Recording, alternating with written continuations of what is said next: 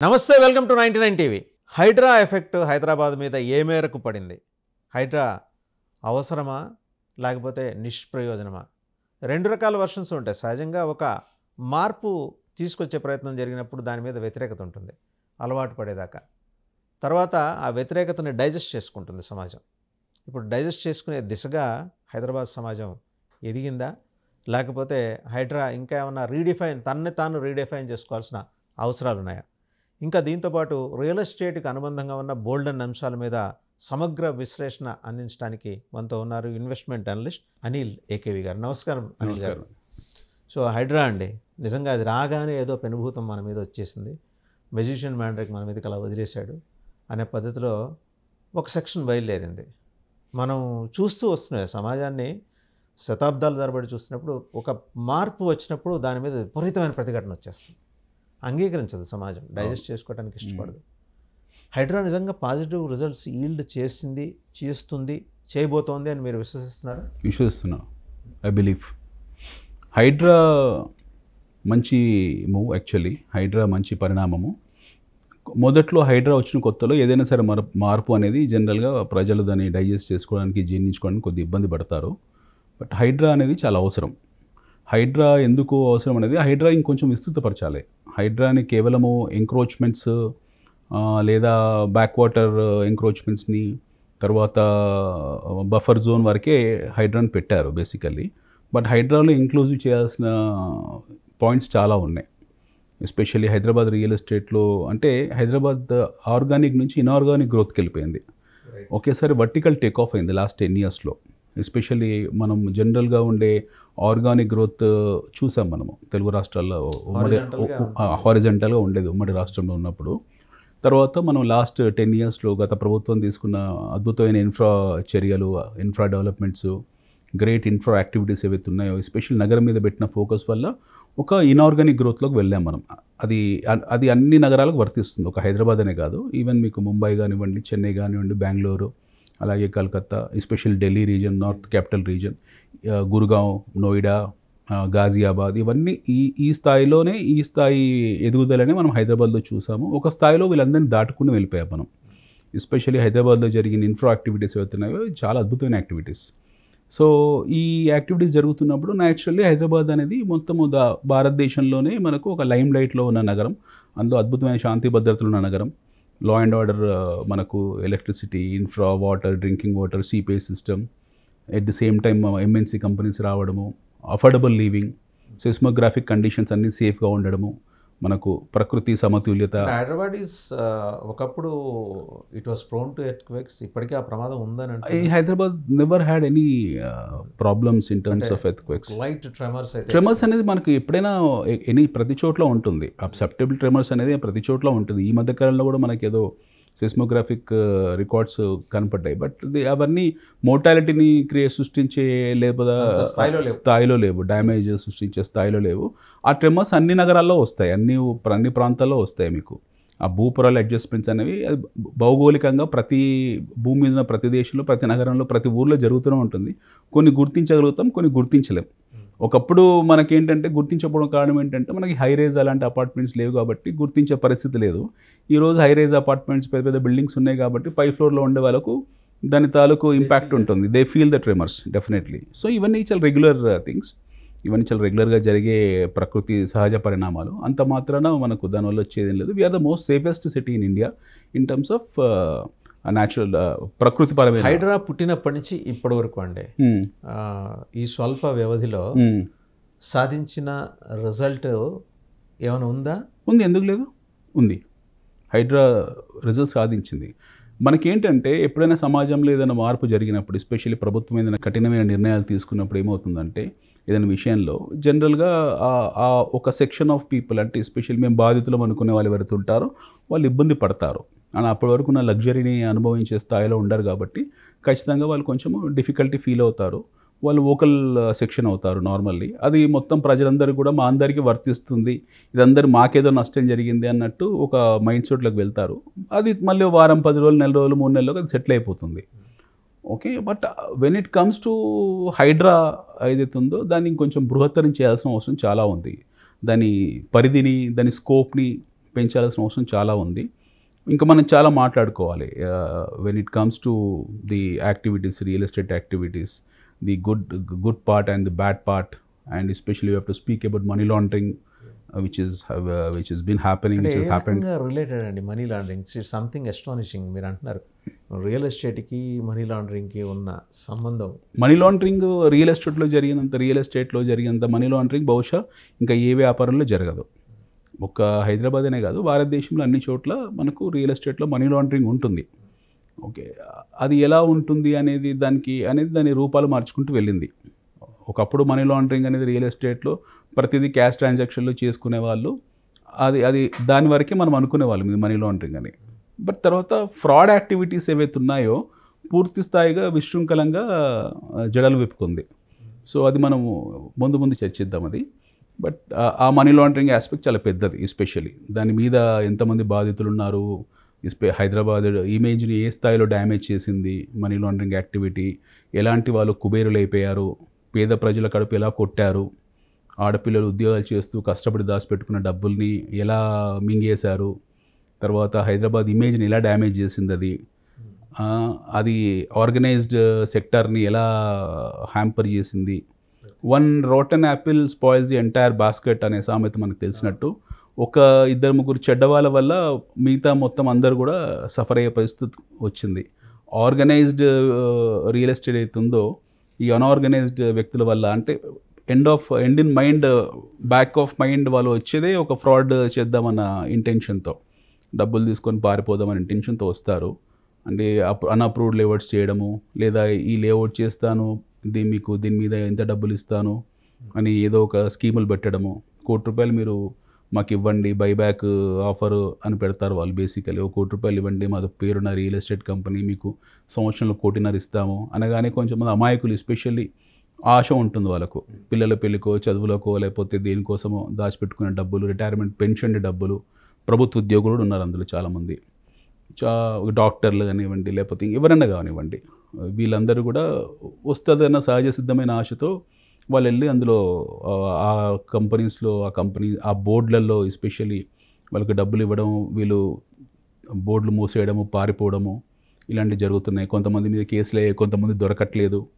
Especially మధ్యవర్తులు ఎవరైతే ఉంటారో ది డిస్ట్రిబ్యూషన్, వాళ్ళు కూడా పాపం ఫుల్ టైం ఉద్యోగం అనుకుంటారు వాళ్ళు. చాలామందికి అందరికీ ప్రభుత్వ ఉద్యోగాలు ప్రైవేట్ ఉద్యోగాలు రావు.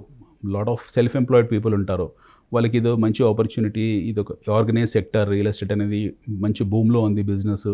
సో ఇందులో రావడం వల్ల మా కుటుంబాన్ని మేము పోషించుకోవచ్చు, మా పిల్లల్ని మేము చదివించుకోవచ్చు, మా పిల్లలు పెళ్లి చేసుకోవచ్చు అని చెప్పి వాళ్ళకున్న 10 మంది పరిచయాలని నిరంతరం కష్టపడి పొద్దు నుంచి రాత్రి వరకు ఆ ప్యాంఫ్లెట్లు తీసుకొని మార్కెట్లో తిరిగి ఎవరో 4 తగులితే వాళ్ళని తీసుకొచ్చి కంపెనీలో, ఇలాంటి కంపెనీలో డబ్బులు పెట్టించి వాళ్ళకి తెలియకుండా పాపం వాళ్ళు ఇబ్బందుల్లో పడుతున్నారు.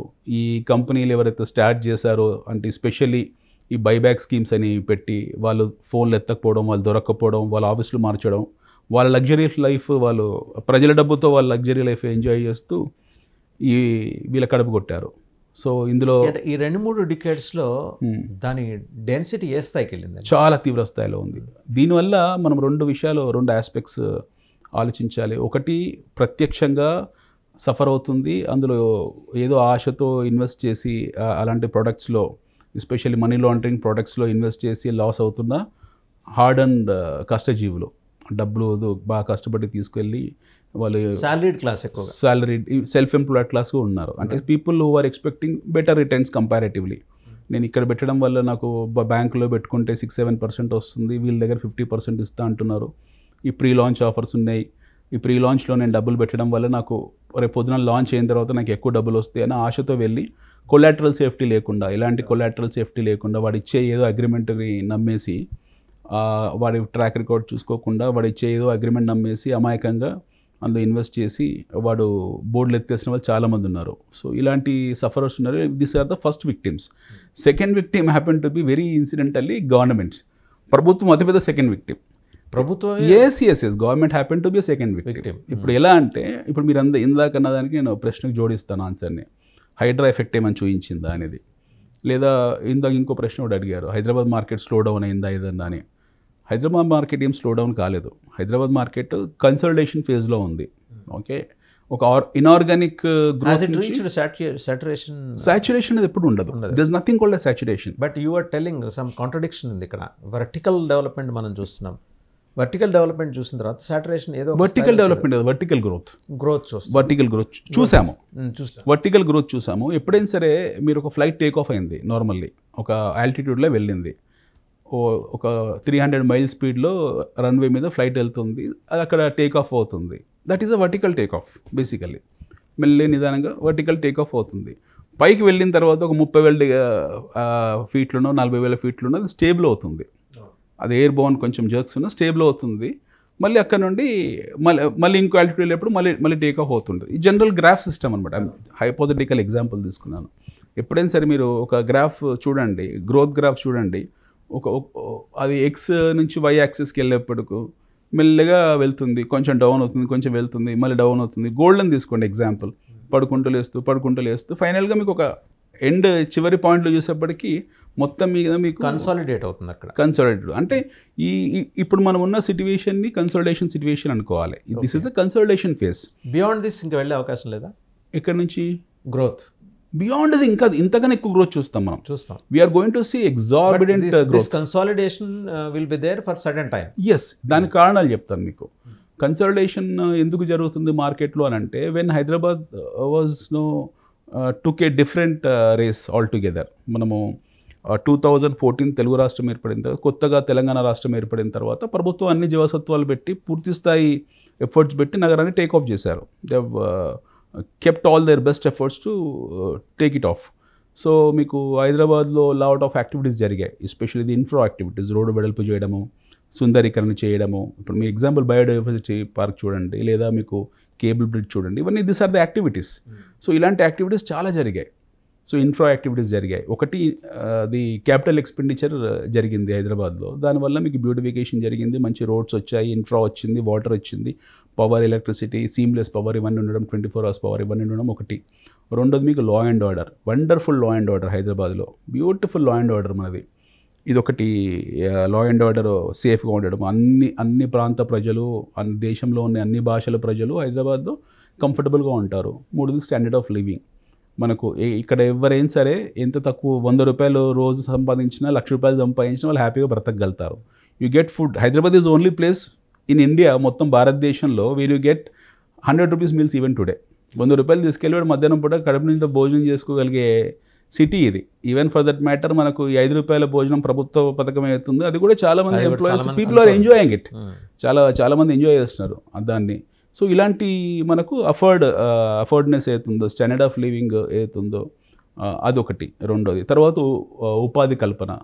మీకు ప్లెంటీ ఆఫ్ ఉపాధి కల్పన. వాడు కుర్రాడు ఎక్కడి నుంచి అయినా సరే ఒక రెజ్యూమ్ తీసుకొని వచ్చి ఈ రోజు నాకు ఉద్యోగం సంపాదించుకోవాలని కరెక్ట్ వారం రోజులు తిరిగితే he will get a nice job. ఎక్కడైనా సరే ఉద్యోగం వాడికి వస్తుంది, వాడికి ఇంటెన్షన్ ఉంటే విల్ గెట్ ఏ జాబ్.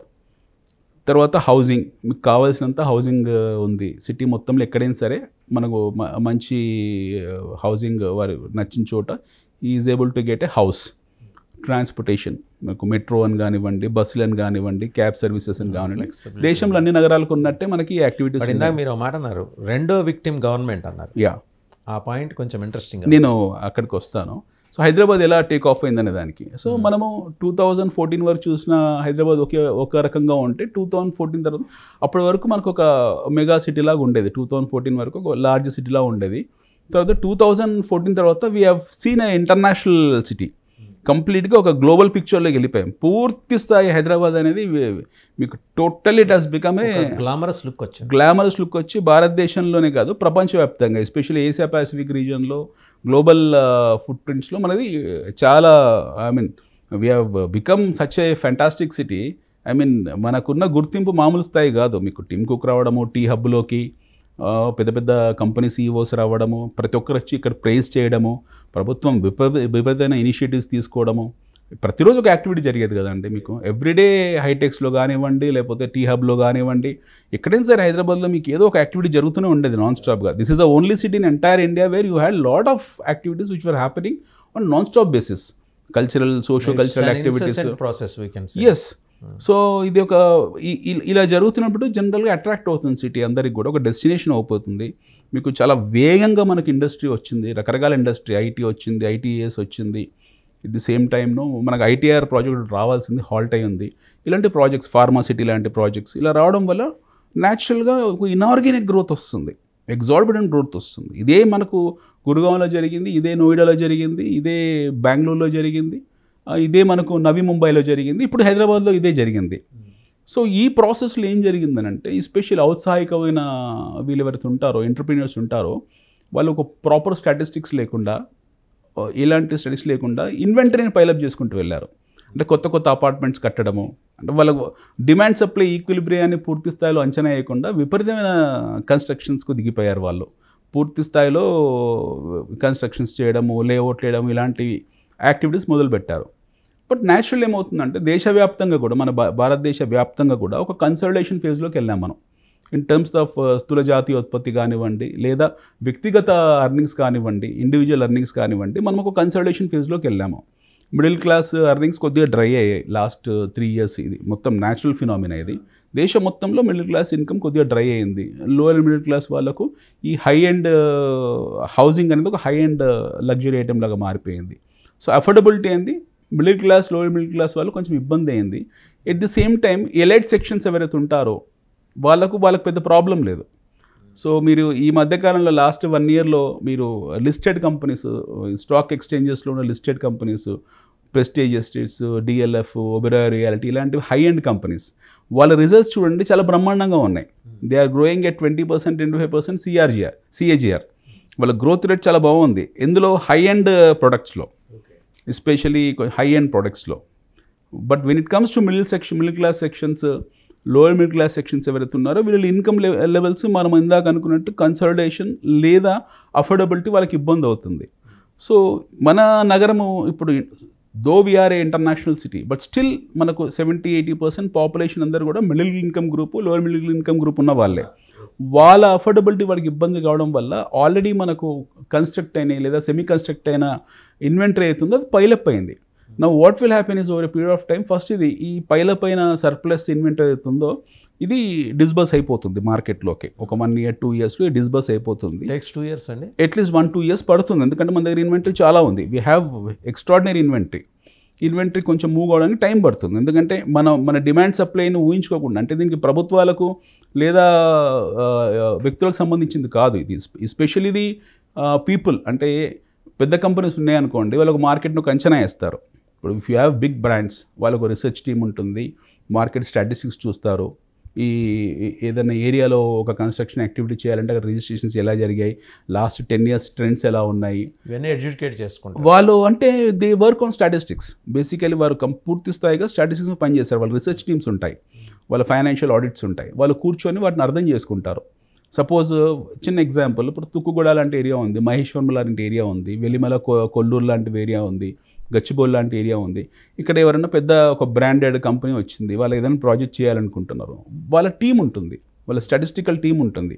వాళ్ళు ఫస్ట్ దాన్ని అంచనా వేస్తారు. ఇక్కడ మార్కెట్ ఎంత ఉంది, ఇక్కడ బయింగ్ సెల్లింగ్ యాక్టివిటీ ఎలా జరిగింది, లాస్ట్ ఇయర్ ట్రెండ్స్ ఎలా ఉన్నాయి, ఇక్కడ ఎగ్జిస్టింగ్ ఎంప్లాయ్మెంట్ ఎంత ఉంది, ఫ్యూచర్ ఎంప్లాయ్మెంట్ ఎంత రాబోతుంది, ఇక్కడ అఫోర్డబిలిటీ ఎంత ఉంది, ఎట్ ది సేమ్ టైం ఇక్కడ డీప్ పాకెట్స్ ఉన్నారా లేరా, లేదా లో పాకెట్స్ ఉన్నారా లేరా, రిజిస్ట్రేషన్స్ ఎన్ని అవుతున్నాయి స్టడీ చేయాలి. వాళ్ళకు ఒక 30-40 పారామీటర్స్ ఉంటాయి.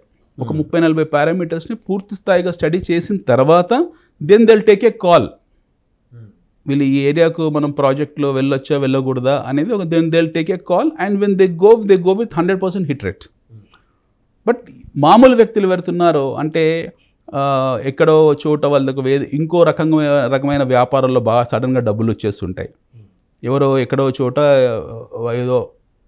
వాడికి ఏదో హాస్పిటల్ ఉంటుంది, కరోనా టైంలో 60-70 కోట్లు వచ్చాయి, ఆ డబ్బులు ఏం చేసుకోవాలో తెలియదు. లేదా ఎవరో వ్యక్తికి ఏదో వ్యవసాయంలో సడన్గా 40-50 కోట్లు వచ్చాయి, లేదా ఏ పొగాకు అమ్మాడు 30-40 కోట్లు వచ్చాయి, లేదా రొయ్యల చెరువులో 20 కోట్లు వచ్చాయి. ఇలాంటి వ్యాపారాల్లో సడన్గా స్పాట్ అయిన మనీ అయితే ఉంటుందో, ఆ మనీ వాళ్ళ దగ్గర సర్ప్లస్గా ఉన్నప్పుడు ఈ మార్కెట్ని చూసి భవిష్యత్తు కూడా ఇలాగే ఉంటుందని చెప్పేసి ఎలాంటి అంచనాలు, ఎలాంటి స్టాటిస్టిక్స్, ఎలాంటి స్టడీ, ఎలాంటి డ్యూ డిలిజెన్స్ చేసుకోకుండా ఎక్కడ పడితే అక్కడ వాళ్ళు అపార్ట్మెంట్స్ అని, కన్స్ట్రక్షన్ యాక్టివిటీస్ అని, విల్లాస్ అని వెళ్ళిపోయారు చాలామంది. సో అది వాళ్ళ స్వయంకృత అపరాధం మాట చెప్పాలంటే.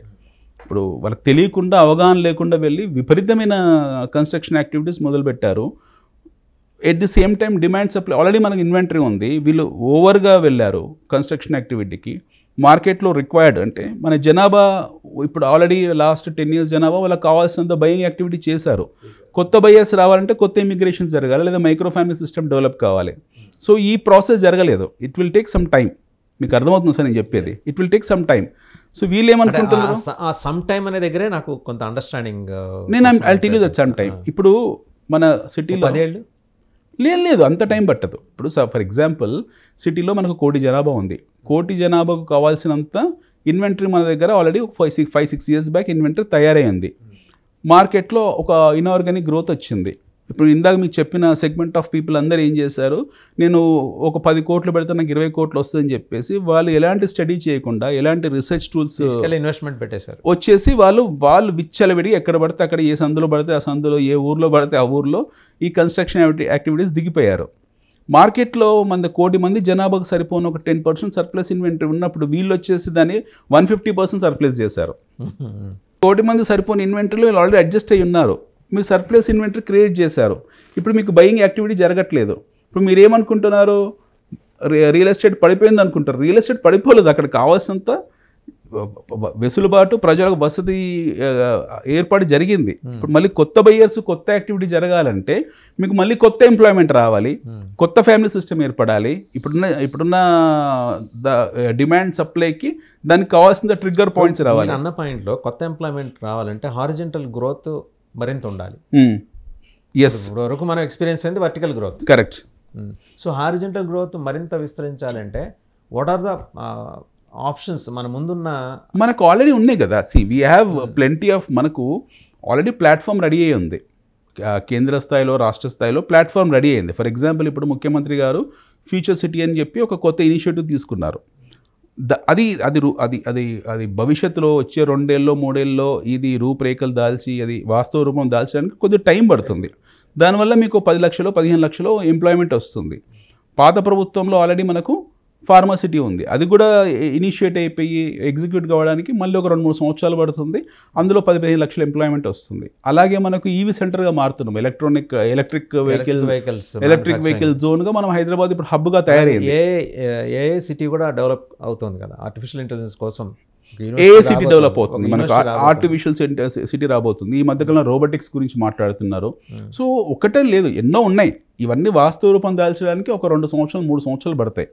ఒకప్పుడు మన దగ్గర హైదరాబాద్ ఫార్మా అనేది ఒక అన్ఆర్గనైజ్డ్గా ఉండేది. పటంచెరులోనో బాలానగర్లో ఎక్కడో అన్ఆర్గనైజ్డ్గా ఉండేది ఫార్మా అనేది. ఈ ఫార్మాని మొత్తం పూర్తి స్థాయిలో ఆర్గనైజ్ చేసి దాన్ని సెంట్రలైజ్ చేసి ఒక ప్లేస్ని ఐడెంటిఫై చేసి అక్కడ తీసుకెళ్లారు. ఇప్పుడు అది వాస్తవ రూపం దాల్చడానికి, అది ఎగ్జిక్యూట్ కావడానికి 2-3 ఏళ్ళు అయితే మినిమం టైం పడుతుంది కదా.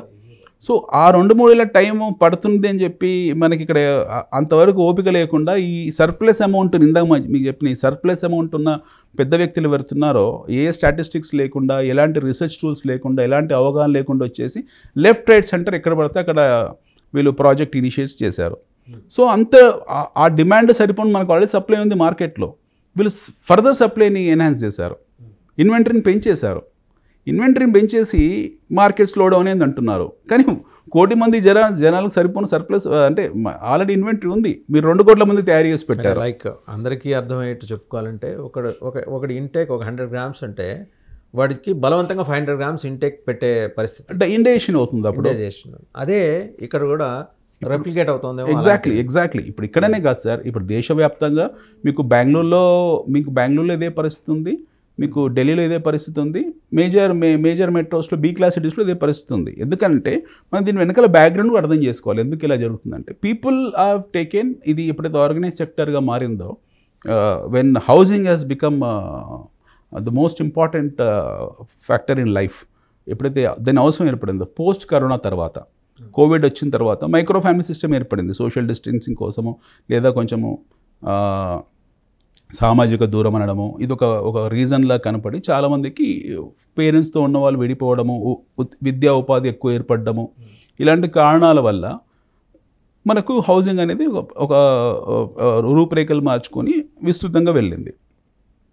ఆ టైంలో మిగతా ఇండస్ట్రీలో డబ్బులు సంపాదించిన వాళ్ళు లేదా మిగతా ఇండస్ట్రీ నుంచి షిఫ్ట్ అవుదాం అనుకున్న వాళ్ళు, ట్రాన్స్ఫర్ ఆఫ్ బిజినెస్ చేయాలనుకున్న వాళ్ళు, వీళ్ళందరికీ ఇది గోల్డెన్ గూస్ లాగా బంగారు బాతుగుడ్డలా కనపడింది. నేను చెప్తున్న పాయింట్ అదే.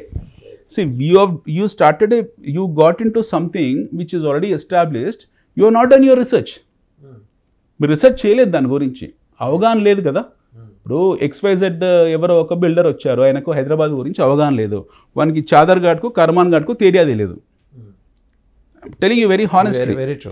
ఓకే, చిక్కడపల్లికి నాంపల్లికి తేడా లేదు. వీళ్ళు వచ్చారు, వీళ్ళు వచ్చిన తర్వాత వీనికి ఎవరో చెప్తారు, బాబు పలానా బాచ్పల్లిలో నువ్వు కట్టేసాయి, లేదా పలానా పట్టంచెరులో నువ్వు కట్టేసాయి, లేదా పలానా గోపన్పల్లిలో కట్టేసి అని చెప్తారు.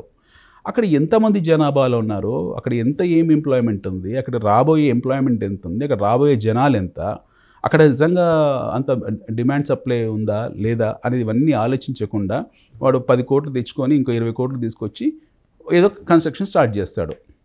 ఈలోగా అక్కడ చాలామంది ఉన్నారు, there are plenty of place already established. So మీరు అక్కడ ఆల్రెడీ ఉన్నారు, వాళ్ళ మధ్యలో మీరు దూరేసి ఇప్పుడు నాది అమ్ముడు పోవట్లేదు, నాది లిక్విడేట్ కావట్లేదు, నేను మానిటైజ్ చేయలేకపోతున్నాను, నాది హైదరాబాద్ రియల్ ఎస్టేట్ తగ్గిపోయింది అనడం భావ్యం కాదు. అది ప్యూర్లీ ఇల్లాజికల్, తర్కం లేని మాటలు అవన్నీ కూడా, పిచ్చి మాటలు అవన్నీ.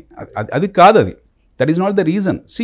ఇప్పుడు ఒక కార్ల కంపెనీ ఉంది సార్, ఒక కార్ల కంపెనీ ఉంది, వాళ్ళ దగ్గర ప్రతి క్వార్టర్లో వాళ్ళు స్టాక్ పైలప్ చూపిస్తారు, ఈ క్వార్టర్ ఇంత అమ్మాము అని. ఇప్పుడు టాటా మోటార్స్ ఉంది, గత 3-4 క్వార్టర్స్ నుంచి వాళ్ళ డిమాండ్ సప్లైలో కొద్దిగా డిఫరెన్స్ వస్తుంది. ఎందువల్ల అంటే వాళ్ళ దగ్గర స్టాక్ పైలప్ ఉంది.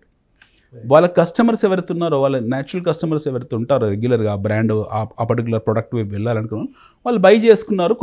కొత్త బయర్స్ రావడానికి మీకు ఇంకొక క్వార్టర్ 2 క్వార్టర్స్ టైం పడుతుంది. ఈలోగా మీ దగ్గర స్టాక్ పైలప్ ఉంటుంది. అంత మాత్రం ఆటో ఇండస్ట్రీ పడిపోవడమో లేకపోతే కాదు కదా, లేదు. ఎందుకంటే మీరు ఎక్సెస్ ప్రొడ్యూస్ చేశారు. మళ్ళీ రేపు పొద్దున బయర్స్ వస్తారు, మళ్ళీ డిమాండ్ సప్లై పెరుగుతుంది, ఆటోమేటిక్గా డిమాండ్ పెరిగినప్పుడు మీకు సప్లై పెరుగుతుంది, అది మ్యాచ్ అయిపోతుంది.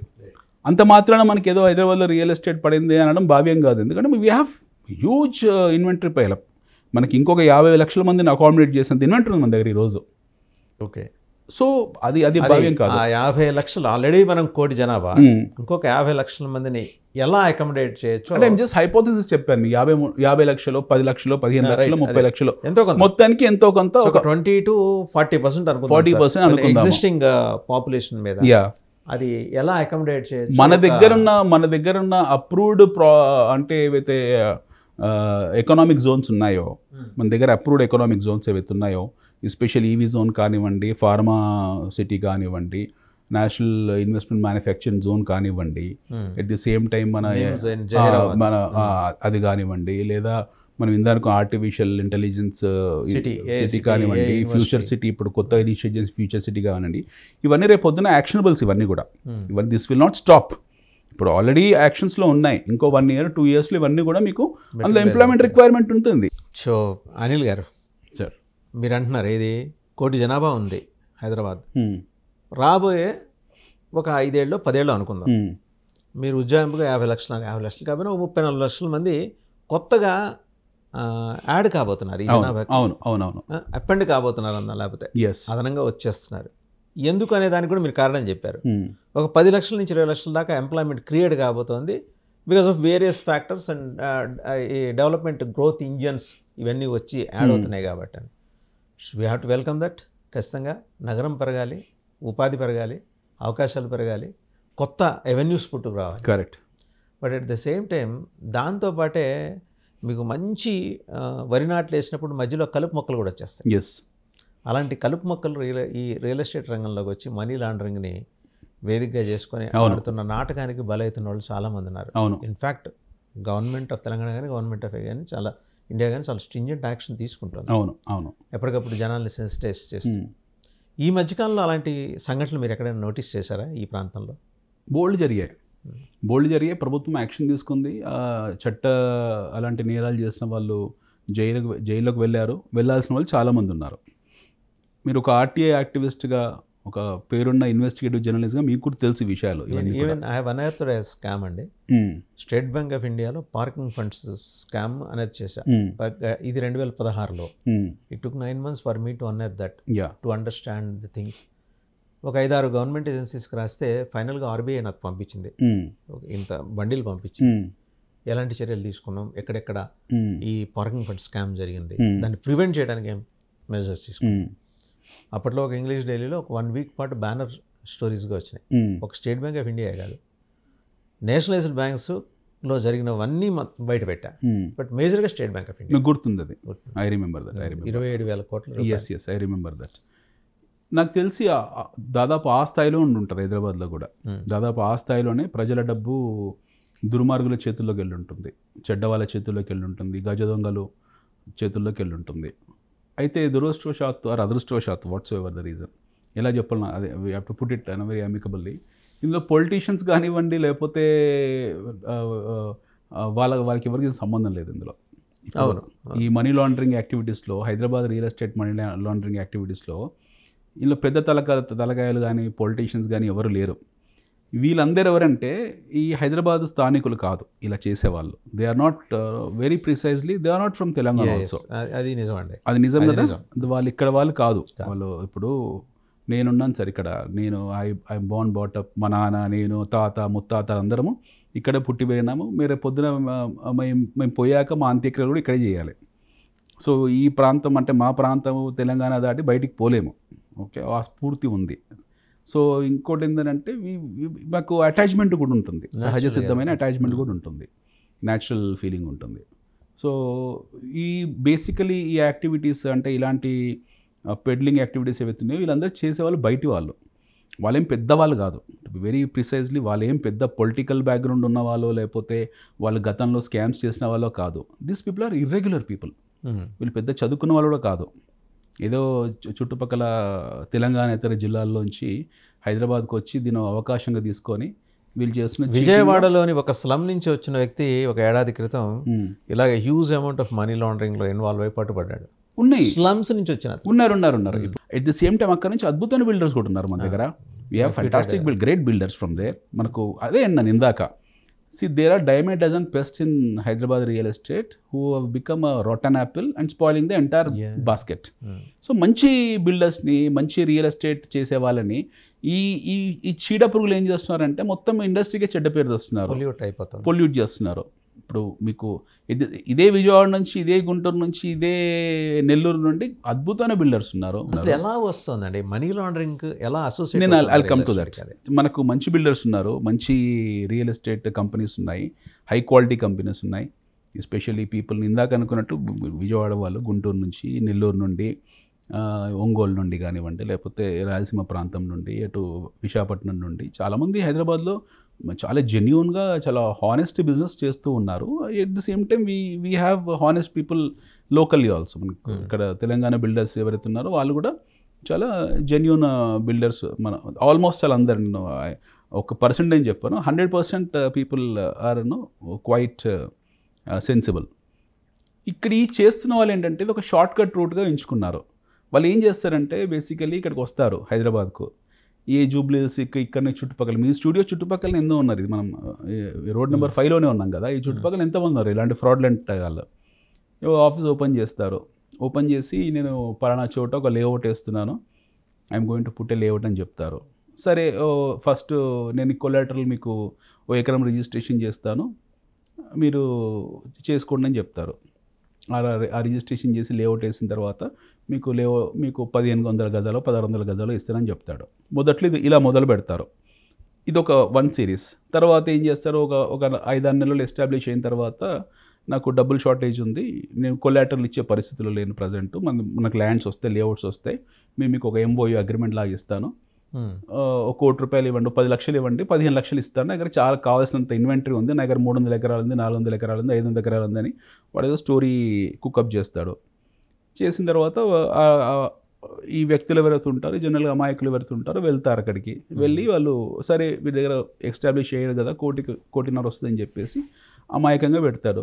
ఇది 1 yearలో 1 crore 1.5 crore. అది ప్యూర్ మనీ లాండరింగ్, అది పోన్జీ స్కీమ్, అది విచ్ ఇస్ నాట్ ఆథరైజ్డ్. యాక్చువల్గా వీళ్ళని ఖచ్చితంగా ఎవరైతే ఈ MOUలు చేశారో, సంతకాలు పెట్టి చెక్స్ ఇచ్చారో, వీళ్ళని they deserve to be in jailed. Okay, నేను చట్టాల్లో చెప్తాను మీకు ఎలాంటి చట్టాలు ఉన్నాయి వాటికి. మనకి ఎలా, ఇప్పుడు మీరు అడిగిన ప్రశ్న, మౌలికంగా ఏంటి తెలంగాణ ప్రభుత్వానికి ఎలా నష్టం జరుగుతుంది ఎలా జరుగుతుంది అక్కడికి వస్తున్నాను పాయింట్. సో ఇలా అన్ఆథరైజ్డ్గా అన్అప్రూవ్డ్ బిజినెస్ ఏదైతే ఉందో వీళ్ళు జనాల నుంచి కొన్ని వేల కోట్లు కలెక్ట్ చేస్తుంటారు. మనకు తెలియదు ఎంతమంది లెక్కలు ఎంతమందో తెలియదు. ఒక స్పెషల్ ఇన్వెస్టిగేటివ్ టీం ఒక ఐజీ స్థాయిలో పెట్టి ముఖ్యమంత్రి గారి చొరవ తీసుకొని రాష్ట్ర ప్రభుత్వం జరుగుతున్న నష్టాన్ని గుర్తించి వాళ్ళు ఒక స్పెషల్ ఇన్వెస్టిగేటివ్ టీం పెట్టి ఒక స్పెషల్ ఆపరేషన్ డ్రైవ్ చేస్తూ దీన్ని హైడ్రాలో ఇంక్లూడ్ చేసి పెడితే మీకు ఐ ఛాలెంజ్ మీకు చెంచల్గూడ జైలు సరిపోదు, మీకు సరిపోదు. అలాంటి ఒక 4-5 జైలు కట్టాల్సి ఉంటుంది కొత్తగా. ముందు అవి కట్టుకున్న తర్వాత ముందు అది కట్టిన తర్వాతనే వీళ్ళు యాక్షన్ తీసుకోవాలి. ఎందుకంటే అంత రోక్స్ ఉన్నారు. Those kind of pests are there in Hyderabad. వీడు ఆ డబ్బులు తీసుకుంటాడు, వీడు ఒక బెంచ్ కారు కొనుక్కుంటాడు, 7 సిరీస్ ఇల్లు కట్టుకుంటాడు, వాడు నాకు ఈ సినిమా హీరో తెలుసు అంటాడు, నాకు వాడు తెలుసు అంటాడు, వీడు తెలుసు అంటాడు. వాడితో మొత్తానికి ఏదో బిల్డప్ ఇచ్చేసి 4-5 ఆఫీసులు ఓపెన్ చేసుకుంటాడు. ఇంకా తర్వాత వీడికి ప్రెషర్ ఎప్పుడైతే మౌంట్ అవుతుంటుందో జనాల నుంచి, ఇప్పుడు అక్కడ రైతులకు రిజిస్ట్రేషన్ చేయడు, నేను డబ్బులు ఇస్తా అని చెప్పి కొలెటర్లు అని చెప్పి అక్కడ రైతులకు రిజిస్ట్రేషన్ చేయడు ఒకటి. రెండోది డబ్బులు ఎవరి దగ్గర తీసుకుంటాడో దుర్వినియోగపరుస్తాడు. ఇప్పుడు పలానా రైతుకు నేను డబ్బులు ఇస్తా అని చెప్పి వాళ్ళు తెలంగాణ రైతులే. ఇప్పుడు ఒక ఏరియా ఉంది ఫర్ ఎగ్జాంపుల్, ఆ ఏరియాలో 20 రిజిస్ట్రేషన్లు చేశాడు, 20 ఎకరాలు చేశాడు. తర్వాత మిగతా రైతులు అందరూ నమ్ముతారు, వీడు ఆల్రెడీ 20 చేశాడు కదా, ఇంకో 20-30 చేశాడని చెప్పేసి వాడికి ముందే ల్యాండ్ ఇస్తారు. అడ్వాన్స్ కింద 5 లక్షలు 10 లక్షలు భయాన కింద 20 లక్షలు ఇచ్చి, ఎకరం సపోజ్ 50 లక్షలు అనుకుందాము, 20 లక్షలు ఇచ్చి మిగతా 30 లక్షలు తర్వాత ఇస్తా అని చెప్పేసి ఈ ₹1 కోటి ఎవడైతే ఇస్తా అన్నాడో 1 బైబ్యాక్ స్కీమ్లో వీడి దగ్గర డబ్బులు తీసుకుంటాడు, వీడు సొంతానికి వాడుకుంటాడు దాన్ని. అక్కడ రైతులకు ఎగ్గొడతాడు. అక్కడ తెలంగాణ రైతులు నష్టపోతున్నాడు, ఇన్వెస్ట్ చేసిన అతను నష్టపోతున్నాడు, అక్కడ రైతులు నష్టపోతున్నాడు, మోసపోతున్నాడు. వీడు ఇదైతే దుర్మార్గంగా మోసపోతున్నాడు, అక్కడ రైతు కూడా నష్టపోతున్నాడు. సో రైతులను కడుపు కొడుతున్నారు, ఇక్కడ వీళ్ళని కడుపు కొడుతున్నారు. దీనివల్ల తెలంగాణ ప్రభుత్వానికి ఎలాంటి నష్టం అని అంటే డెఫినెట్గా నష్టం కాదా. మీకు దాదాపు ఎన్ని వందల కోట్లు ఉన్నాయి, ఎన్ని వేల కోట్లు ఉన్నాయి మాకు తెలియదు. ఇలాంటి ఎంతమంది ఉన్నారో హైదరాబాద్లో తెలియదు. You don't know. For that RERA ఉంది కదా సార్, అక్కడికి వస్తున్నాం. I come to that. మీకు అక్కడ పటంచెరు కూకట్పల్లి నుంచి మొదలు పెడితే ఈ జూబ్లీహిల్స్ రోడ్ నెంబర్ 5 ఈ బంజారాహిల్స్ ఇవన్నిట్లో కూడా మీకు ప్రతి చోట ఈ ఆఫీసులు ఉన్నాయి, ఇలాంటి ఆఫీసెస్ ఉన్నాయి. వాడు బెంచ్ కార్లో తిరుగుతాడు హ్యాపీగా, వాడు ఇల్లు కొనుక్కుంటాడు, వాడు లగ్జరీ లైఫ్ ఎంజాయ్ చేస్తాడు, విదేశాలకు పోతాడు, కొత్త ఆఫీస్ ఉన్నాడు, కొత్త వ్యాపారం అంటాడు. కొంతమంది ఎస్సీజెడ్ పెడతా అంటే డైరెక్ట్గా ఈ స్థాయికి వెళ్ళి ఫ్రాడ్లెంట్ యాక్టివిటీస్ చేస్తున్న వాళ్ళని వీళ్ళకి ఏం బ్యాక్గ్రౌండ్ లేదు, వీళ్ళకి ఏ పొలిటికల్ అండదండలు లేవు, లేదా వీళ్ళకి ఎవరు సపోర్ట్ చేసే వాళ్ళు కూడా లేదు.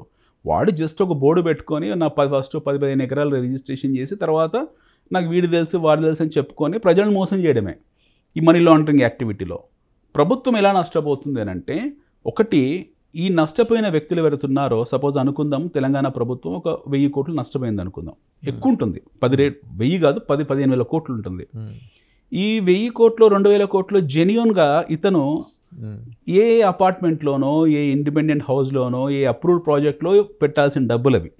జెన్యూన్గా రియల్ ఎస్టేట్ చేస్తున్న వ్యాపారవేత్తలు ఎవరుతున్నారో రియల్ ఎస్టేట్ వాళ్ళు చాలా జెన్యూన్గా కష్టపడి రాత్రింబగల్లో చెప్పుల రిపేర్లు తిరిగి ఆఫీసుల చుట్టూ DTCP అప్రూవల్, రేరా అప్రూవల్స్ తెచ్చుకొని లేఅవుట్లు వేసిన వాళ్ళు ఉన్నారు. కష్టపడి బిల్డింగ్లు కట్టి అపార్ట్మెంట్లు కట్టి బ్యాంకుల నుంచి మాట్లాడుకొని రుణాలు ఏర్పరిచి లోన్లు ఏర్పరిచి అమ్మే బిల్డర్స్ ఉన్నారు. వీళ్ళని కాదని ఈ ఫ్రాడులెంట్ యాక్టివిటీస్ ఎవరైతే చేస్తున్నారో పెడ్లర్స్, వీళ్ళ దగ్గరికి మనీ పార్క్ అయిపోయింది. రైట్, వీళ్ళ దగ్గర మనీ పార్క్ అయిపోయింది. వీడికి GST ఉండదు, TDS ఉండదు, షాప్స్ అండ్ ఎస్టాబ్లిష్మెంట్ అది ఉండదు. అసలు వాడెవడో బయట ప్రపంచానికి వాడెవడో బయట ప్రపంచం తెలియదు. మీరు వెళ్ళి ఒకసారి రైడ్ చేయండి, వాడు ఒక సిట్ ఒక స్పెషల్ ఇన్వెస్టిగేటివ్ టీం పెట్టి రైడ్ చేయండి, వెల్త్ బయటపడుతుంది, భయంకరం వెల్త్ బయటపడుతుంది మీకు. దాన్ని మొత్తం జప్తీ చేసేయాలి. వాళ్ళు ఎక్కడెక్కడ బినామీగా పెట్టారో, వాళ్ళు ఎక్కడెక్కడ వాళ్ళ భార్యల పేరు మీద వాళ్ళ తండ్రుల పేరు మీద వాళ్ళ సొంత ఊళ్ళో తరలించారో ఆ డబ్బులన్నీ వసూలు చేసి వీళ్ళకి ఇచ్చేయాలి. మీరు ఆక్షన్లో పెట్టేసి ప్రజలకు న్యాయం చేయాలి. ఇప్పుడు అగ్రిగోల్డ్లో మీరు ఎలా చేశారో అలాంటిది ఇక్కడ చేయాలి. What ever you have done at for AgriGold, అది నిజంగా నాకు దాని గురించి అవగాహన లేదు, అగ్రిగోల్డ్ గురించి అవగాహన లేదు. బట్ ఇక్కడ జరుగుతుందని పట్ల నాకు పూర్తి స్థాయి అవగాహన ఉంది. సో వీళ్ళ ఆస్తులు జప్తు చేయాల్సి ఉంటుంది, వీళ్ళ పోన్జీ స్కీమ్స్ ఆపాల్సి ఉంటుంది. ప్రభుత్వం ఖచ్చితంగా హైడ్రా కన్నా భారీ స్థాయిలో వీళ్ళ మీద యాక్షన్ చర్యలు తీసుకోవాలి. ఒకటి, ప్రజల సొమ్ము జెన్యూన్గా ఒక బిల్డర్ దగ్గరికి, ఇప్పుడు అలాంటి బిల్డర్స్ ఉన్నారు, వాళ్ళు ఎంత కష్టపడితే అది కట్టుంటారు, హై రైజ్ అపార్ట్మెంట్, అందులోకి వెళ్ళాల్సిన డబ్బు అది. అందులోకి వెళ్ళకుండా ఎవడో దొంగ దగ్గరికి డబ్బు వెళ్ళింది, వాడు దాన్ని అన్యాయం చేశాడు ఈ ప్రజలని. వీళ్ళు నష్టపోతున్నారా? ఈ బిల్డర్స్ అపార్ట్మెంట్స్ ఎవరైతే రేట్ ఎలా ఉంది సార్ వీటికి? I will come to that point sir. వీళ్ళు నష్టపోతున్నారా? ఓకే, ఇది వన్ ఆఫ్ ద ఫ్యాక్టర్. మీరు అన్నదానికి ఆక్యుపెన్సీ రేట్ ఎందుకు లేదంటే ఓ 10,000, 12,000, 15,000 కోట్ల స్కామ్ జరిగినప్పుడు వాళ్ళకి ఎక్కడ సేల్ అవుతుంది సార్? వాళ్ళకి పాపం వాళ్ళు ఎక్కడ అవుతుంది చెప్పండి? ఇక్కడికి వెళ్ళాల్సిన డబ్బు ఈ ఈ దొంగల చేతిలోకి వెళ్తుంది. రెండోది వీళ్ళు నష్టపోయారు. ప్రభుత్వానికి ట్యాక్స్ల రూపంలో, రిజిస్ట్రేషన్స్ రూపంలో రావాల్సిన డబ్బులు కొన్ని 100 కోట్లు, hundreds of crores, probably thousands of crores also, అవి ప్రభుత్వం నష్టపోతుంది. సో ఇందులో మనం అనుకున్నట్టు ఇవి ఏంటంటే భారీ స్థాయి స్కామ్ జరిగినప్పుడు మీకు పేర్లు బయటపడతాయి. ఇప్పుడు నీరవ్ మోడీ స్కాము, విజయ్ మాల్యా స్కామే జరిగితే పేర్లు పడతాయి. 500, 1000 కోట్లు స్కాములు పెద్ద స్కాములా చూడట్లేదు ఈ దేశంలో, ముఖ్యంగా మన హైదరాబాద్లో. సో ఇలాంటి వాళ్ళు మీకు తలా ఒక 500 కోట్లు మింగినా సరే మీకు 10 మంది ఈజ్ ఈక్వల్ టు 5,000 కోట్లు. ఖచ్చితంగా హైదరాబాద్లో ఇలాంటి వాళ్ళు మీకు 100 మంది వెళ్తారు. మినిమం 500 కోట్ల నుంచి 1000 కోట్లు వసూలు చేసిన వాళ్ళు మీకు 100 మంది వెళ్తారు. ఒక సీరియస్ కమాండ్ అండ్ కంట్రోల్లో వీళ్ళు యాక్షనబుల్ తీసుకొని మీరు అంటే around 1 lakh crores unaccounted money. 1 lakh నాకు కరెక్ట్ ఫిగర్ తెలియదు, అరౌండ్ అంటున్నా, ఉజ్జాయింపు అంటున్నాను. లేదు అంత ఉండకపోవచ్చు. 10,000 కోట్లు ఖచ్చితంగా ఉంటుంది. 10,000 కోట్లు ఖచ్చితంగా ఉంటుంది. 10,000 కోట్ల మీద రిజిస్ట్రేషన్ అన్నా కూడా మీకు ఎంత తక్కువ స్థాయి వేసుకున్న 12% అన్నా కూడా 1,200 కోట్లు మీకు ప్రభుత్వానికి నష్టం జరిగింది. తెలంగాణ ప్రభుత్వానికి 1,100-1,500 కోట్లు, 2,000 కోట్లు ఇన్ టర్మ్స్ ఆఫ్ రిజిస్ట్రేషన్ నష్టం జరిగింది. రిజిస్ట్రేషన్ ఇన్కమ్ పోయింది. ఓ 10,000 కోట్ల దాకా వీళ్ళ డబ్బు కష్టార్జితం పెడుతుందో వీళ్ళు మునిగిపోయారు, పేద ప్రజలు. రైతు నష్టపోయాడు. ఇక్కడ రైతు నష్టపోయాడు, తెలంగాణ రైతు నష్టపోయాడు. తెలంగాణ కోసం ఉద్యమాలు చేసిన విద్యార్థులు ఎవరైతే ఉన్నారో ప్రాణత్యాగాలు చేసి తెలంగాణ ఏర్పరిచి పెద్ద పెద్ద ఉద్యమాలు చేసి రైతులందరూ పాల్గొని ఇన్ని చేసి ఇంత కష్టపడి దాని తర్వాత ప్రభుత్వం ఎన్నో కార్యక్రమాలు చేసి ఎన్నో మంచి చర్యలు చేయబట్టి ఆ భూముల ధర పెరిగిన తర్వాత వాడెవడో వచ్చి కొట్టుకుపోతున్నాడు దాన్ని. ఇంకా ఈ ఉద్యమ స్ఫూర్తి తిన్నట్టే కదా ఇక్కడ. సో ఇది చాలా మీరు చూడండి లింకులు అన్ని తీయండి. You have to take an action. ఇది డ్రగ్ పెడ్లర్కు ప్రాస్టిట్యూషన్ రాకెట్ చేసేవాడికి, తర్వాత ఈ మత్తు మందులు అమ్మే వాళ్ళకు వీళ్ళకేం తేడా లేదు. You have to take an action on them. మీరు వాళ్ళని యాక్షన్ తీసుకోవాలి. నార్కోటిక్ డ్రగ్స్ కి ఎంత స్ట్రింజెంట్ చట్టాలు ఉన్నాయో, నార్కోటిక్ డ్రగ్స్ కి ఏ స్థాయి. ఇప్పుడు షారుఖ్ ఖాన్ వాళ్ళ అబ్బాయిని ఏదో అనుమానం అని చెప్పి తీసుకెళ్ళి లోపటేశారు. అంతకన్నా పెద్దోళ్ళు కాదు కదా వీళ్ళు. These guys are not bigger than them. Okay, ఎక్కడో ఒక కృష్ణ జింకన్ ఆ కేసులో సల్మాన్ ఖాన్ లాంటి ఏళ్ల తరబడి ఉన్నారు వాళ్ళు. ఇదైతే మిడ్ డే ఫ్రాడ్ కదండి. ఇందులో ఆడపిల్లల పెళ్ళి ఆగిపోతున్నాయి ఈ ఫ్రాడ్ లో. తెలంగాణ గ్రోత్ పర్టికులర్ హైదరాబాద్ మరి చెన్నారెడ్డి గారి దగ్గర నుంచి మాట్లాడుకోవాలి, ఆయన దగ్గర నుంచి మాట్లాడుకోవాలి. ఎస్, వాళ్ళ కాంట్రిబ్యూషన్, అందరి కాంట్రిబ్యూషన్ ఉంది. ఒకళ్ళని మనం ఒక్కరని కాదు సార్, మీకు చెన్నారెడ్డి గారి కాంట్రిబ్యూషన్ ఉంది. మానవ వనరులు అక్కడి నుంచి మొదలు పెడితే ఐఎమ్ టెలింగ్ యూ, మీకు తర్వాత వైఎస్ఆర్ గారి కాంట్రిబ్యూషన్ ఉంది, మన చంద్రబాబు గారి కాంట్రిబ్యూషన్ ఉంది, యూ హ్యావ్ కిరణ్ కుమార్ రెడ్డి గారి కాంట్రిబ్యూషన్ కూడా ఉంది. ఎందుకంటే ఆయన కూడా క్లీన్ హైదరాబాద్లో అప్పుడు మీటింగ్స్ అయినప్పుడు హైదరాబాద్ బ్యూటిఫికేషన్ కోసం ఆయన కూడా కష్టపడ్డారు. హుస్సేన్ సార్ క్లీనింగ్ కోసము అందులో ఉన్న ఏదో చేయించారు. తర్వాత మీకు ఇంకా మనం ప్రత్యేకంగా చెప్పుకోవాల్సిన అవసరం లేదు. మన కేసీఆర్ గారి పరిపాలన 10 సంవత్సరాలు, he has made the city as a international city. KTR గారి కాంట్రిబ్యూషను బహుశా ఈ దేశంలో ఏ ముఖ్యమంత్రికి కూడా అంత అటాచ్మెంట్ ఉండకపోవచ్చు స్వరాష్ట్రం మీద. కేసీఆర్ గారికి ఉన్నంత అటాచ్మెంట్ నాకు తెలిసి ఎవరు ఉండకపోవచ్చు. ప్రతి చిన్న విషయానికి క్షుణ్ణంగా పరిశీలించి ఆయన అద్భుతమైన ప్రగతి పదంలో తీసుకెళ్లారు. కేటీఆర్ గారు ఎంత కష్టపడ్డారో, చాలా కాలకు బలపడాలు కట్టుకొని ఈ దేశానికి వెళ్ళి ఆ దేశానికి వెళ్ళి వీళ్ళని తీసుకొచ్చి వాళ్ళని తీసుకొచ్చి, మీరు నమ్మరు, ఫార్మాసిటీ కందుకూరు లోపల ఓవర్ నైట్ మీకు కరోనా టైంలో, కరోనా లాక్డౌన్ పీరియడ్లో, కరోనాకు ముందు కరోనా తర్వాత మొత్తం రోడ్లు వేసేసారు లోన. 200 feet రోడ్లు అప్ టు యాచారం వరకు కొట్టారు రోడ్లని. ఇటు కందుకూరు నుంచి యాచారం వరకు రోడ్లు వేశారు. హైదరాబాద్లో చూడండి, కరోనా మనం లాక్డౌన్లో ఉంటే లాట్ ఆఫ్ సివిల్ యాక్టివిటీస్ జరిగాయి బయట. They carried out. మనం అందరం లాక్డౌన్లో ఇంట్లో ఉంటే వాళ్ళు ప్రభుత్వ ఉద్యోగులు అధికారులు చాలా రిస్క్ తీసుకొని ఎస్పెషల్ రోడ్లు క్లీన్ చేయడము, రోడ్లు పూడికలు తీయడము, ఏవైతే ఉంటాయి, I'm sorry I don't know what term, అది ఆ రోడ్లు సెట్ చేయడము, ఆ పాత్ హోల్స్ ఫిల్ చేయడము, ఇలాంటి యాక్టివిటీస్ చేశారు. ఇప్పుడు కూడా అది జరిగింది. అదొక దశ. వాళ్ళు 10 సంవత్సరాలు ఒక స్వర్ణయుగం తీసుకెళ్లారు. దాన్ని ఇప్పుడు ప్రభుత్వం కంటిన్యూ చేస్తుంది. ఓకే, రాజకీయాలు కాసేపు పక్కన పెడితే వీళ్ళందరూ తెలంగాణ మట్టి బిడ్డలే. వీళ్ళందరికీ కూడా మా రాష్ట్రం బాగుండాలి, మా ప్రాంత ప్రజలు బాగుండాలని కోరుకునే వాళ్ళే. అట్ ద సేమ్ టైం అందరితో కలిసిపోయే వాళ్ళే. ఇప్పుడున్న సీఎం గారు కూడా ఆయన హైడ్రా తీసుకొచ్చిన పర్పస్ ఏంటి? బేసికలీ నాలాలు కబ్జాలు అయ్యాయి, క్లీన్ చేద్దాము, బ్యాక్ వాటర్స్ క్లీన్ చేద్దాము, ఎట్ ది సేమ్ టైం మనకు చెరువులో పుడికలు దిద్దాము, తర్వాత ఎస్పెషలీ మనకు బఫర్ జోన్స్ ఏవైతే ఉన్నాయో క్లియర్ చేద్దాము, ప్రజలకు మంచి రోడ్లు వేద్దాము, ఈ ఉద్దేశంలో తీసుకొచ్చారు. అంటే మనలాంటి వాళ్ళ సజెషన్ ఏంటంటే ఇందులో వాళ్ళకు కొన్ని తెలియకపోవచ్చు. ప్రభుత్వాన్ని చైతన్యపరచాల్సిన బాధ్యత పౌరుడుగా మనకుంది. ఆ బాధ్యత మనకు చెప్పే హక్కు మనకుంది, వాళ్ళకు ఇన్ఫర్మేషన్ ఇవ్వాల్సిన బాధ్యత మనకుంది. సో ఆ బాధ్యతను దృష్టిలో పెట్టుకుని ఒక తెలంగాణ పౌరుడిగా, హైదరాబాద్ ప్రేమికుడిగా, ఈ తెలంగాణ పట్ల పూర్తిస్థాయి బాధ్యత కలిగిన వ్యక్తిగా మాలాంటి వాళ్ళు చెప్పేది ఏంటంటే మీరు హైడ్రాని విస్తృతపరిచి ఎస్పెషల్లీ ఈ రోక్స్ ఎవరైతే ఉన్నారో వీళ్ళకు, డ్రగ్ ప్రెడర్స్కు, ఎస్పెషల్లీ ఈ మత్తు పదార్థాలు సప్లై చేసే వాళ్ళకు ఉన్నటువంటి కఠినమైన చర్యలు తీసుకోండి. నేను మళ్ళీ అంటున్నాను, ఐఎమ్ రీఇన్స్టేటింగ్, మీకు చెంచల్ కూడా సరిపోదు.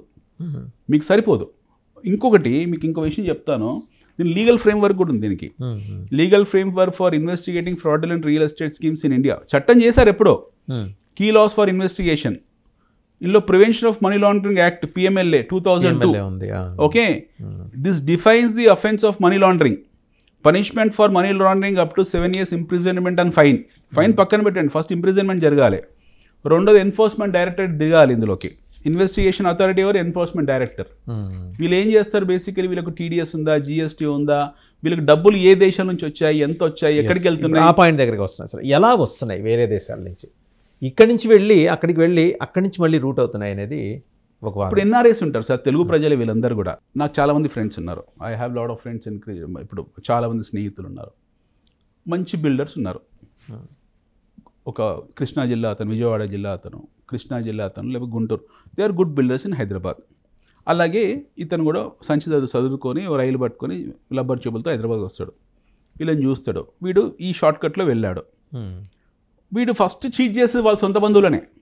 Right, the first victims happen to be his own relatives. వాళ్ళ ఊరు వాళ్ళే మొదటి విక్టిమ్స్. హైలీ ప్రిన్సిపల్డ్ అనమాట. ఫస్ట్ విక్టిమ్స్ ఎవరైతారో వాడి బయట ఫస్ట్ న్యాచురల్ మార్కెట్ ఎవరైతే ఉంటుందో ఆ సొంత ఊర్లో ఉన్న 10-15 మందికి అరే ఇది చేస్తున్నా అని చెప్పగానే వాళ్ళు పాపం ఎంతో డబ్బులు ఇస్తారు. ఆ డబ్బులు ఇన్వెస్ట్మెంట్ కింద పెట్టడమో లేకపోతే ఇంకేదో చేయడం మొదలుపెట్టి తర్వాత ఈ ఎక్స్పాండ్ హిస్ వింగ్స్. తర్వాత హైదరాబాద్లో ఉన్న మిగతా సామాన్య ప్రజలని స్టార్ట్ చేస్తాడు. ఈ అమాయకమైన సెల్ఫ్ ఎంప్లాయిడ్ ఎవరైతే ఉంటారో వాళ్ళకి ఇది ఒక బిజినెస్ అవకాశం ఉంది. వాళ్ళ కుటుంబాలు ఉన్నాయి, వాళ్ళకు పిల్లలు ఉన్నారు, పెళ్ళిడికి వచ్చిన ఆడపిల్లలు ఉన్నారు, చదివించాల్సిన కొడుకులు ఉన్నారు.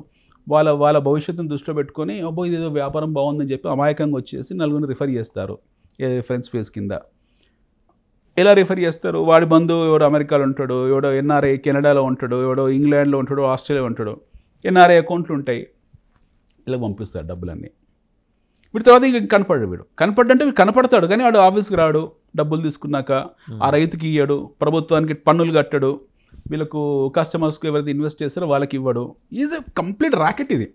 మీరు చూడండి, వాళ్ళ మీద ఎవరో ఒకళ్ళు కంప్లైంట్ చేస్తే తప్పించి అరెస్ట్ దాకా వెళ్ళరంటారా? లేదు. అంటే ఎలా అంటే ఈ విండోలు ఏంటంటే తీవ్ర స్థాయిలో ఇప్పుడు మనకు భారతదేశంలో సహనం ఎక్కువ ప్రజలకు, ముఖ్యంగా తెలుగు వాళ్ళకి మరీ సహనం ఎక్కువ. తొందర మాటలకు పడిపోతారు, అమాయకంగా ఎదురు చెప్పే మాటలకు తొందరగా పడిపోతారు. మిగతా రాష్ట్రాల్లో ఉన్నంత చైతన్యం మనకు లేదు. ఎస్పెషలీ తెలుగు అంటే తెలుగు మాట్లాడుతున్నాను నేను. రాయలసీమ కావచ్చు, కోస్తా కావచ్చు, తెలంగాణ కావచ్చు, మనకి ఎవరైనా వచ్చి నచ్చ చెప్తే వింటాం, కన్విన్స్ అవుతాం. మీకు అదే ఉత్తర భారతదేశంలో ఇలా ఉండదు. They are crystal clear. ఏదైనా తేడా వచ్చిందంటే వాడు కోటి తలుపును లేకపోతే స్టేషన్కి గుమ్మంకి ఎక్కేస్తాడు ఇమీడియట్గా. మన దగ్గర అలా ఉండదు. వీడు ఏదో స్టోరీ చెప్తారు, 2 ఏళ్ళలో 3 ఏళ్ళలో ఇది ప్రాబ్లం వచ్చింది, ఆ ప్రాబ్లం వచ్చింది, ప్రభుత్వం మారింది, లేదా హైడ్రా వచ్చింది, లేకపోతే ఇది వచ్చిందని ఏదో కథలు చెప్తాడు. కథలు చెప్పి ప్రతిసారి ఒక రీజన్ దొరుకుతుంటుంది, ప్రతిసారి ఒక రీజన్ ఉంటుంది. ఆ రీజన్ని డ్రాగ్ ఆన్ చేసుకుంటూ వెళ్ళిపోతారు. ఈలోగా వాళ్ళు మర్చిపోతారు, లేదా వాళ్ళు వెళ్ళినా సరైన న్యాయం దొరక్కపోవచ్చు, వాళ్ళకి సరైన దారులు తెలియకపోవచ్చు. అలా ప్రజలు నష్టపోతున్నారు. ఎట్ ది సేమ్ టైం ఇక్కడ ఏం జరుగుతుందో ప్రభుత్వానికి కూడా తెలియట్లేదు. ప్రభుత్వానికి సరైన సిస్టమ్ లేదు, వాళ్ళకు కూడా ఇన్ఫర్మేషన్ ఇచ్చేవాళ్ళు లేరు. సో హైడ్రా ఎక్స్పాండ్ అవ్వాలి. ఇప్పుడు నేను అనేది ఏంటంటే హైడ్రా ఎక్స్పాండ్ అవ్వాలి. హైడ్రాలో చాలా కఠినంగా ఉండాలి. Hydraa you just cannot say that you are only going to clear the encroached lands, or Hydra is you are trying to specify it only towards backwaters లేదా barren lands. అక్కడ వరకే పెట్టకండి దీన్ని you have to make it బృహత్తరం, విస్తృతం చేయాలి. దీని wings expand చేయాలి. ఇప్పుడు హైడ్రా పర్పస్ అంటే రియల్ ఎస్టేట్ కదా, రియల్ ఎస్టేట్లో ఇలాంటి యాక్టివిటీస్ కూడా ఉన్నాయి అని చెప్పడమే ఉద్దేశం అనమాట. రియల్ ఎస్టేట్లో ఇలాంటి ఉంది, అప్రమత్తంగా ఉండండి. అప్రమత్తం, మీరు చర్యలు తీసుకోవాలి. ముందర సెన్సిటైజ్ చేస్తూ ఆ, ప్యారలల్ గా చర్యలు yes, తీసుకెళ్ళాలి. మీరు సెన్సిటైజ్ చేయాలి ప్రజల్ని, ఇలాంటి వాటికి దూరంగా ఉండాలి. ఒకటి, ప్రజలు వీటికి ఇలాంటి వాటికి దూరంగా ఉండాలి. రెండోది, ప్రభుత్వం తక్షణం చర్యలు తీసుకోవాలి. దీని మీద ఒక స్పెషల్ ఇన్వెస్టిగేటివ్ టీం, ఐజీ, ఒక 10 మంది ఐజీలను పెట్టి, ఒక 1000 మంది పోలీసులను పెట్టి వెళ్ళి మీరు రెక్కి చేసి పట్టుకోండి. Who is stopping you? అంటే we used to have beautiful officers అండి. లైక్ మీకు తెలిసే ఉంటుంది విఎస్కే కౌముది గారు. అవును, ఆయన పిఎంఓలో రిటైర్ అయ్యారు. అవును సార్, ఐపీఎస్ ఆఫీసర్. అవును సార్. ఎకనామిక్ ఆఫెన్సెస్ అని అడ్రస్ చేయడంలో వాటిని అడ్రస్ చేసి అక్యూజ్డ్ని, కల్ప్రిట్స్ని ఫైండ్ అవుట్ చేయడంలో అవును సార్, అద్భుతమైన ప్రతిభ. అలాంటి ఆఫీసర్స్ చాలా మంది ఉన్నారు సార్, మన దగ్గర ఉన్నారు. రిటైర్ అయినా అలాంటి వాళ్ళకు డైరెక్షన్, వాళ్ళకు మ్యాండేట్స్ ఇచ్చి డైరెక్షన్ ఇచ్చి ఈ పలానా పని చేయండి అంటే, మన గ్రూప్ 1 గ్రూప్ 2 సిస్టమ్ చాలా గొప్ప system. We have very good officers. Especially Telangana police are robust police. నేను చాలా గర్వపడతాను నేను మన పోలీస్ వ్యవస్థను చూసి, ముఖ్యంగా మన పోలీస్ వాళ్ళని చూసి. I feel proud always. ఎందుకంటే చాలా సందర్భాల్లో, ఏదో కొన్ని సందర్భాల్లో మిస్ అవుతాయి తప్పిస్తే, గత 10 సంవత్సరాలు చూడండి, మీకు ఒక హ్యాండ్ బ్యాగ్ పైన పట్టేస్తున్నారు, మీకు సెల్ ఫోన్ పైన క్యాచ్ చేస్తున్నారు. మీకు అంటే సర్వైలెన్స్లో ఉన్న లాస్, థెఫ్ట్ ఏదైనా సరే, విత్ ఇన్ ది సర్వైలెన్స్లో ఉన్న లాస్, థెఫ్ట్ ఏదైనా సరే, they are able to recover it. మీకు ఈవెన్ అఫెన్సెస్ ఏమైనా ఉన్న విమెన్ మీద షీ టీమ్స్ ఎక్కడున్నాయండి భారతదేశంలో? మనకు హైదరాబాద్లో ఉన్న సర్వైలెంట్ కెమెరాస్ ఇండియాలో ఎక్కడ లేవు. You have so many cameras, functioning cameras. మాకు కమాండ్ కంట్రోల్, ఎంత బ్యూటిఫుల్ కమాండ్ కంట్రోల్ మనకు ఉంది ఇక్కడ బంజారా హిల్స్లో. లిమిట్స్లో చిటుక్కుమన్న ఇమ్మీడియట్ తెలిసిపోతుంది కదా, ఎవ్రీబడి ఈస్ కాట్. మనం కూడా ఇప్పుడు నేర ప్రవృత్తి అనేది మీరు డైరెక్ట్ ఇప్పుడు నేరం అనగానే మనం అనుకుంటాం రౌడీయిజం, గుండాయిజం, లేకపోతే కొట్టడం, ఈటీజింగ్ అనుకుంటాం. దీనికన్నా దారుణమైన నేరం ఏముంది? ఇది ఎకనామిక్ పెద్ద నేరాలు. ఇవి యాక్చువల్లీ మిడ్ డే దోపిడీ. ఇది అయితే మీకు ఇందాక మనం అనుకున్నట్టు లీగల్ ఫ్రేమ్వర్క్లో మీకు పిఎంఎల్ యాక్ట్ ఉంది, prevention of money laundering act ఉంది, దాని కఠినమైన చట్టాలు ఉన్నాయి, ఈడీ కింద వస్తుంది. తర్వాత ఐపీసీ సెక్షన్స్ చూడండి ఎన్ని ఉన్నాయో. ఇండియన్ పీనల్ కోడ్ సెక్షన్ ఈ రోజు కాదు, 1860 బ్రిటిష్ కాలం నాటిది. ఇందులో section 420 cheating as dishonesty including delivery of property up to 7 years imprisonment and fine. రెండోది section 406 criminal breach of trust, మోసపూరితంగా అబద్ధాలు చెప్పడము. Section 120B criminal conspiracy. Section 468, 471 forgery for purpose of cheating and using forged documents. Investigation authority, local police, economic offence wing, EOW. Okay, ఇంకా మీరు చూడండి income, ఇది అస్సలు ఇప్పుడు మనం ఇక్కడికి వచ్చాము. Income tax act 1961 purpose to detect tax evasion and unaccounted money. Telangana ప్రభుత్వం ఎక్కడ నష్టపోతుంది, రాష్ట్ర ప్రభుత్వం ఖజానాకి ఎక్కడ పోతుంది అంటే ఇప్పుడు అక్కడికి వచ్చాం మనం. Income tax act 1961 purpose to detect tax evasion and accounted money. Section 132 search and seizure operations చేయాలి. సెక్షన్ 68 అన్ఎక్స్ప్లెయిన్డ్ క్యాష్ క్రెడిట్స్, ఇది పట్టాలి. వాడి దగ్గర డబ్బు ఉండకపోవచ్చు, వాడు ఆఫీస్లో చెస్ట్లో పెట్టకపోవచ్చు, ఇంకెక్కడో ట్రాన్స్ఫర్ చేస్తుంటాడు. Investigation authority, local income tax department, మనం వాళ్ళు అలర్ట్ చేయాల్సింది. కంపెనీస్ యాక్ట్ 2030, ఇది చాలా ఇంపార్టెంట్. వీటికి షాప్స్ అండ్ ఎస్టాబ్లిష్మెంట్ ఉందా, వీటికి TDS ఉందా, వీటికి GST ఉందా, ఇలాంటి మోడల్ ఆఫ్ బిజినెస్కు అసలు అప్రూవల్ ఉందా, ఏ అథారిటీ అప్రూవల్ ఇచ్చారు. మీకు అగ్రిగోల్డ్ బిజినెస్ మోడల్ కరెక్ట్ కాదన్నప్పుడు ఇది ఎలా కరెక్ట్ అవుతుంది? అవునా కదా? So this is a fraud business activity. Section 447 punishment for fraud. Section 448 false statements in financial records. Investigation authority, serious fraud investigation office, SFIO under ఈ SFIOకి రాయటం ద్వారా నేను స్కామ్ని బయట తీసుకొచ్చారు మీరు. ఇప్పుడు నెక్స్ట్ వద్దాం. The real estate regulation and development act, RERA 2016 to regulate the real estate sector and protect consumer interest. అసలు ఇక్కడ కన్జ్యూమర్ లేడు, ప్రొటెక్షన్ లేదు. ఇక్కడ చూడండి, మ్యాండేటరీ రిజిస్ట్రేషన్ ఆఫ్ ప్రాజెక్ట్స్ ఎక్కడ చేస్తున్నారు? Revocation of registration if fraud is detected. అసలు దీని మీద ఇన్వెస్టిగేషన్ జరుగుతుందా? Right to file complaints with RERA authority. RERA ఉందన్న విషయం చాలామంది తెలియదు. Investigation authority, RERA regulatory authority, consumer protection act 2019. ఎన్ని ఉన్నాయి చట్టాలు చూడండి మన దేశంలో. ఇప్పుడు ఈ మనం ముఖ్యమైన చట్టాల్లో 4-5 మనం మాట్లాడుకున్నాం.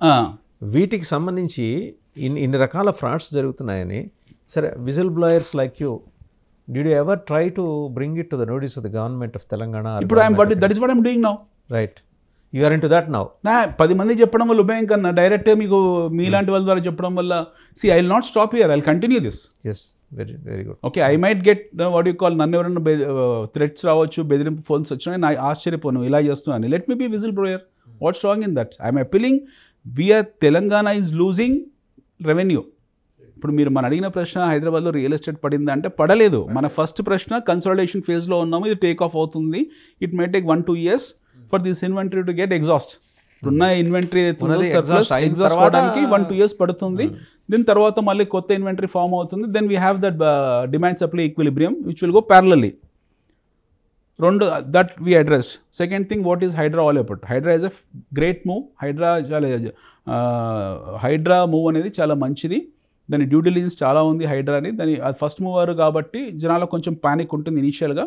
బట్ ప్రభుత్వం కూడా కొంచెం వివరించి చెప్తే people will understand. We have that sensibilities. Cooperate చేస్తారు. మూడోది, మనీ లాండరింగ్ ఏదైతే జరుగుతుందో ఇందులో దీన్ని హైడ్రాలో ఇంక్లూడ్ చేయాలి. యాక్చువల్లీ అతిపెద్ద అఫెన్స్ ఇది, దాని పరిధిలోకి తీసుకురావాలి. దీనివల్ల ఏమవుతుంది, assembly needs to pass they have to pass A revolution, చట్టం చేయాలి. దీన్ని పోలీస్ వ్యవస్థలోకి తీసుకురావాలి. దీని స్పెషల్ అఫెన్సివ్ టీం ఒకటి ఏర్పరచాలి. అండ్ చట్టాలు గట్టిగా పటిష్టంగా చేసి ఈ ఫ్రాడ్స్ వీళ్ళు పెద్దవాళ్ళు కాదు. మళ్ళీ మీకు యాజ్ ఐ టోల్డ్, వాళ్ళంతా రబల్ చెప్పుల బ్యాచే. వీళ్ళంతా అమీర్పేటలో అక్కడిక్కడ ఏదో చిన్న పనులు చేసుకొని టక్కున రియల్ ఎస్టేట్లోకి వచ్చేసి వీళ్ళు దీన్ని అడ్వాంటేజ్ కింద తీసుకొని ప్రజలు మోసం చేస్తున్న వాళ్ళే. వీళ్ళ వల్ల ఏమవుతుందంటే జెన్యూన్ బిల్డర్స్ ఓ 10-15 వేల కోట్ల రూపాయల ప్రాజెక్ట్స్ ఆగడానికి కారణం వీళ్ళు. సో వీళ్ళని అరికట్టారనుకోండి, మీకు డెఫినెట్గా ఒక సెంటిమెంట్ పాజిటివ్ అవుతుంది. రెండోది, ఆ డబ్బులు జెన్యూన్ బిల్డర్స్ ఎవరైతే ఉన్నారో వాళ్ళ పాకెట్లోకి వెళ్తుంది. బయ్యర్కు కరెక్ట్ ప్రోడక్ట్ దొరుకుతుంది.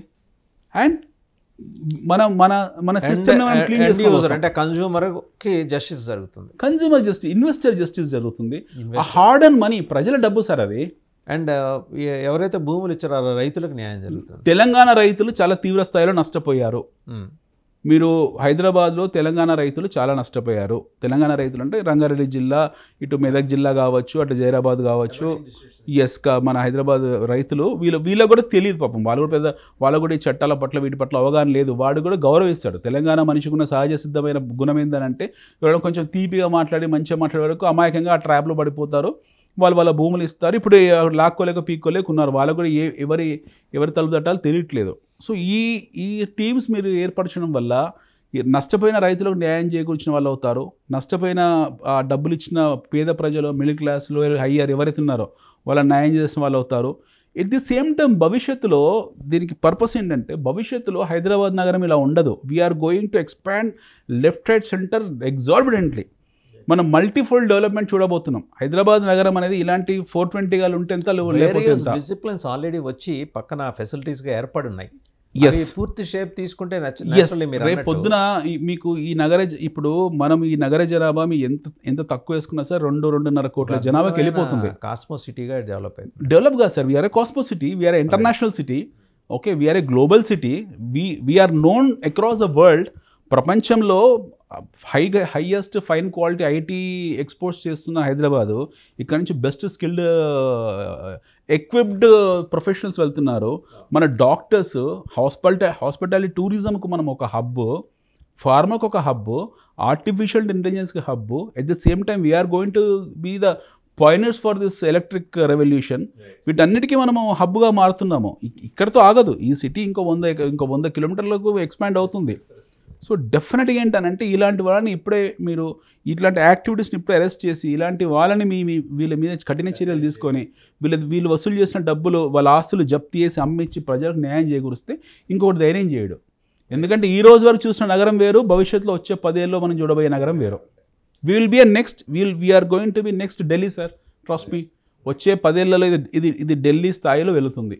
రైట్, థ్యాంక్ యూ అనిల్ గారు, thank you very much. Thank you very much. So చూసాం కదా, అంటే ఇంకా బోల్డ్ అన్ని ఎపిసోడ్స్ మనం చేయాలి in the larger interest of Telangana and Telangana development and real estate సెక్టర్లో జెన్యూన్ బిల్డర్స్ని, జెన్యూన్ పీపుల్ని ఎంకరేజ్ చేసే విధంగా మనం మరిన్ని ఆసక్తికరమైన ఎపిసోడ్స్ చేద్దాం. చూసారు కదా, ఫైనాన్షియల్ అనలిస్ట్ అనిల్ గారు చాలా సమగ్రంగా విశ్లేషించుకుంటూ వచ్చారు. ఎలాగంటే ఇప్పటిదాకా మనం చూసిన హైదరాబాద్ వేరు, ఇక మీద చూడబోయే హైదరాబాద్ వేరు. మల్టిపుల్ ఫోల్డ్స్లో, మల్టిపుల్ డిసిప్లిన్స్లో హైదరాబాద్ గ్రోత్ ఎలా వస్తూ ఉంది, ఇంకా ఎలా రాబోతోంది అన్నీ వివరించారు. బట్ ఈ క్రమంలో కలుపు మొక్కలు వచ్చి చేరుతున్నాయి. నాన్ తెలంగాణైట్స్ ఎక్కువ మంది, అంటే ఎంత మంచి ఉద్దేశంతో వచ్చి బిల్డర్స్కి ఇక్కడ ఎదిగారో, అలాగే వాళ్ళలో కొందరు వాళ్ళు కాకుండా కొన్ని సెగ్మెంట్స్ నుంచి వచ్చిన వాళ్ళు కలుపు మొక్కల్లా ఎలా వచ్చి తెలంగాణ ప్రభుత్వ ఆదాయానికి గండి కొడుతున్నారు. ఇప్పటిదాకా ఆయన లెక్క ప్రకారమే దాదాపు 10,000 కోట్ల రూపాయలు తెలంగాణ ప్రభుత్వానికి, ఆ ప్రభుత్వ ఆదాయానికి గండి పడింది. హైడ్రాని విస్తృతం చేసి కొన్ని స్ట్రింజెంట్ చట్టాల అమలుకు హైడ్రాకి దానికి అధికారం వెసులుబాటు కల్పించే దిశగా అసెంబ్లీలో తీర్మానం చేసి గనక గొప్ప ఏజెన్సీ అవుతుంది హైడ్రా అనేది. కేవలం ఏదో బ్యాక్ వాటర్స్ని ప్యూరిఫికేషనో లేకపోతే ఎంక్రోచ్మెంట్స్ని తీసేయటమో ఇది కాకుండా హైడ్రా పరిధి చాలా పెద్దది, దాని విస్తృతి చాలా విశాలమైనది. And in the larger interest అది, అంటే ఎప్పుడైతే గవర్నమెంట్కి రెవెన్యూస్ పెరుగుతాయో డెవలప్మెంట్ కూడా ప్యారలల్గా కనిపిస్తూ ఉంటుంది. గ్రోత్ ఇంజన్కి ఇవన్నీ సహకరించేవే. ఈ దిశగా చర్యలు తీసుకోవాలని ఆయన గవర్నమెంట్కి అప్పీల్ చేస్తున్నారు. ఇప్పుడు ఆయన చెప్పిన లెక్క ప్రకారం అంటే డొనాల్డ్ ట్రంప్ మాదిరి స్ట్రింజెంట్గా వ్యవహరిస్తే తప్పించి ముఖ్యమంత్రి గారికి వేరే ఆప్షన్స్ లేవు. అంతే ముక్సూడితనంతో, అంతే మొండితనంతో మంచి కోసం, భవిష్యత్ తరాల మంచి కోసం ముఖ్యమంత్రి వ్యవహరించాలని నేను విజ్ఞప్తి చేస్తున్నాను. Thank you very much Anil గారు. Thank you sir.